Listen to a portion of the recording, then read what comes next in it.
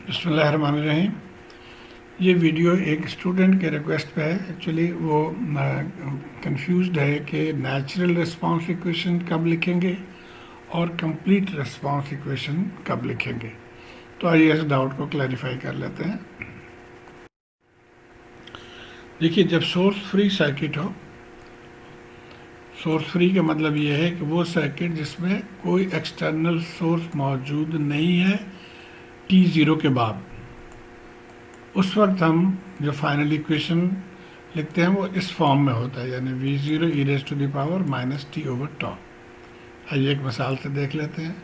अब ये सर्किट है, ये इसमें चूँकि कोई स्विच वगैरह नहीं है तो हम कहते हैं कि ये सर्किट t ग्रेटर देन 0 पे भी यही सर्किट है और इसमें कोई सोर्स मौजूद नहीं है। तो इसकी इक्वेशन को हम इस फॉर्म में लिखेंगे जो कि इससे मिलता जुलता है। एक और देख लेते हैं। यहाँ पे देखिए, यहाँ सोर्स तो मौजूद है लेकिन t0 पे इसको हम ओपन कर देते हैं, यानी t0 के बाद या t ग्रेटर देन 0 पे हमारे पास जो सर्किट है वो ये सर्किट है, इसमें कोई सोर्स मौजूद नहीं है। इसलिए इसको भी हम ये नेचुरल इक्वेशन जो है हम उसी फॉर्म में लिखेंगे, इस फॉर्म में लिखेंगे। अब इसके मुकाबले में आइए हम ये देखते हैं स्टेप रेस्पॉन्स वाले सर्किट। इसमें हम कंप्लीट रिस्पांस लिखेंगे। अब स्टेप रिस्पांस सर्किट कौन सी है, आइए पहले हम सर्किट को देख लेते हैं। अब ये देखिए सर्किट, यहाँ पे ये स्विच इधर कनेक्टेड है, यहाँ पे सोर्स मौजूद है, लेकिन हमारी कंसर्न जो है वो t ग्रेटर देन 0 पे है कि t ग्रेटर देन 0 पे, अब ये देखिए स्विच मूव करके यहाँ पे आ गया तो ये सर्किट हमारा बन गया। तो अगर t ग्रेटर देन 0 पे उस सर्किट में सोर्स मौजूद है, उस केस में आप कंप्लीट रिस्पांस लिखेंगे। और कंप्लीट रिस्पांस में एक्चुअली क्या लिखते हैं हम कि नेचुरल रिस्पांस, जो इस तरह यहाँ पे हमने जो निकाला तकरीबन इसी तरह से, और उसके बाद वी फाइनल, यानी यहाँ पे जो वोल्टेज है, ये वोल्टेज फाइनल वोल्टेज, वो भी इसके साथ लिखेंगे। इसको एक और तरह से भी कहा जाता है कि ये वी फाइनल या वी स्टडी स्टेट है और उसके साथ वी नेचुरल या वी ट्रांजिएंट ये लिखेंगे।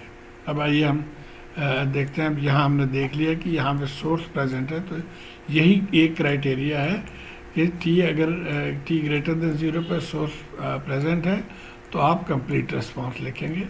और यहाँ पे ये जो आंसर है, ये देखिए ये कंप्लीट रिस्पांस है, ये इसका स्टडी स्टेट रिस्पांस है और ये ट्रांजिएंट रिस्पांस है। और इसी तरह एक और एग्जांपल भी देख लेते हैं। यहाँ पे दो सोर्स मौजूद हैं लेकिन t0 पे इसको ओपन कर दिया गया तो ये निकल गया सर्किट से बाहर, तो बाकी ये बच गया यहाँ से, ये इतना पोर्शन।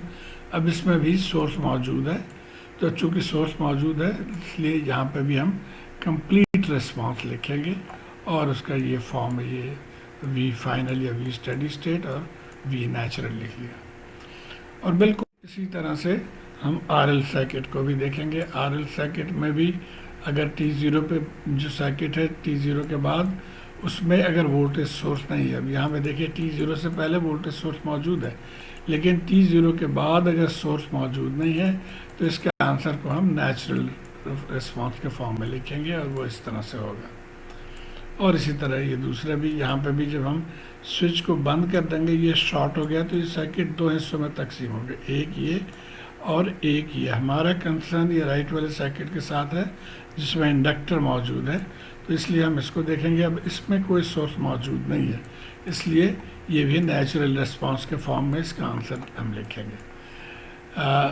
दूसरी तरफ अगर हम स्टेप रिस्पांस RL के भी देख लें तो एग्जैक्टली सेम पैटर्न है, हम इसमें फॉलो करेंगे। और एग्जांपल देख लीजिए। अब ये सर्किट है, यहाँ पे t0 के बाद हमने स्विच को खोल दिया तो ये हमारे पास बच गया सर्किट।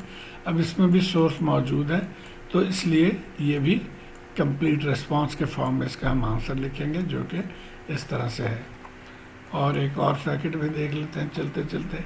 ये स्विच देखिए t0 पे इसको ओपन किया जा रहा है तो ये सर्किट अब इस तरह से है और यहाँ पे भी सोर्स मौजूद है, तो इसको भी हम कंप्लीट रिस्पांस के फॉर्म में इसका आंसर लिखेंगे।